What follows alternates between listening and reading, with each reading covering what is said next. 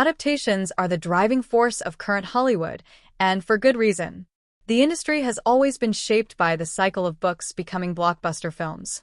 While comic books and video games have recently dominated the box office, the foundation has always been the page, particularly within the realm of fantasy.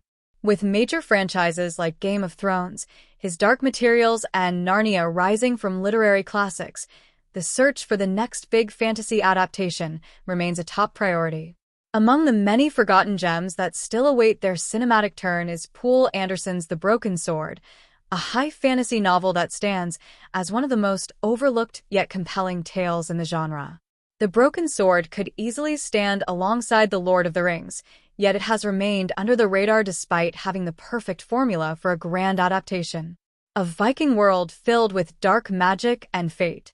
Published in 1954, just months after J.R.R. Tolkien's The Fellowship of the Ring, The Broken Sword offers a gritty and complex narrative set in a world shaped by Norse mythology. Anderson's tale follows Skaflock, an elven fosterling raised by the trolls after a deadly feud between the elves and the trolls. The novel introduces a rich world where revenge, fate, and powerful items like the cursed sword turfing play critical roles in shaping the characters' destinies. What makes The Broken Sword stand out is its blending of familiar fantasy tropes with a more grounded, harsh world. Unlike Tolkien's idealized elves, Anderson's version is darker and far more flawed, introducing readers to a more brutal and realistic form of high fantasy. Parallels to The Lord of the Rings. It's no surprise that The Broken Sword has drawn comparisons to Tolkien's work, considering both share themes of fate, war, and the hero's journey.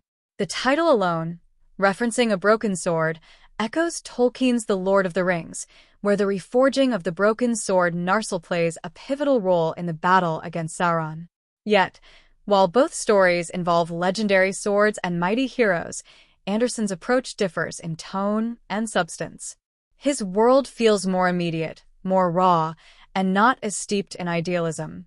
Both novels also explore themes of religion, with The Broken Sword engaging more directly with Norse paganism, while Tolkien's work reflects Christian influences. These common threads suggest a shared human struggle to understand fate, death, and power, universal themes that resonate across cultures and times. A story ripe for modern adaptation. Despite its brilliance, The Broken Sword has never been properly adapted. Attempts were made to turn it into a graphic novel, but the immense scope of the story proved a challenge. Yet, as the fantasy genre continues to grow, The Broken Sword offers rich material that fits perfectly with the modern demand for Norse-inspired storytelling, made popular by films like Thor and video games like God of War.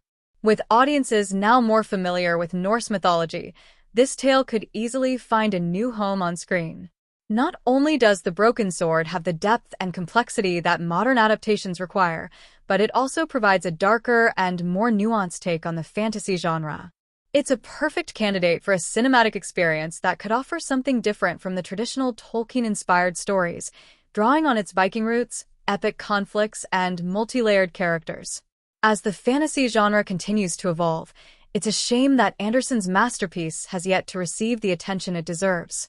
With a fresh approach to Norse mythology, high stakes, and captivating characters, The Broken Sword is ready to rise from the shadows and stand as a worthy companion to The Lord of the Rings, if only the right studio would recognize its potential.